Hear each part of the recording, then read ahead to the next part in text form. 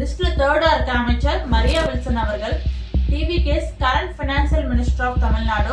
இவர் எல்லாருக்கும் தெரியும். கொஞ்ச நாளுக்கு முன்னாடி தமிழகத்தோட பினான்சியல் ஸ்டேட்டஸ வெள்ளை அறிக்கை மூலமா வெளியிட்டாரு. மரியா வில்சன் அவர்கள் இப்ப 2026 சட்டமன்ற தேர்தல்ல சென்னையில ஆர்கே நகர் தொகுதியில நின்று எம்எல்ஏவா ஜெயிச்சிருக்காரு. இப்ப இவர் மேல என்ன கேஸ்னா 2022ஆம் ஆண்டுல தன்னோட சொந்த சகோதரனை வீடு பூந்து தாக்கியிருக்காரு சொத்து பிரச்சனையின் காரணமா. இப்ப அதனோட வீடியோல வெளியா இருக்கு. அதுல ஆக்ரோஷமாவே அவர் தாக்கியிருக்காரு, பேசியிருக்காரு.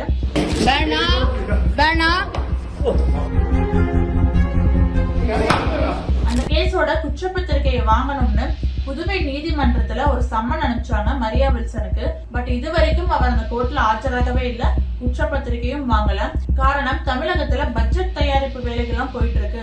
சோ இதனால என்னால வர முடியலன்னு சொல்லிட்டு நிறைய ரீசன் எல்லாம் சொல்லி மறுப்பினாரு. சோ மரியா வில்சன் அவர்கள் ஜூலை 22 வரைக்கும் டைம் கேட்டிருந்தாரு.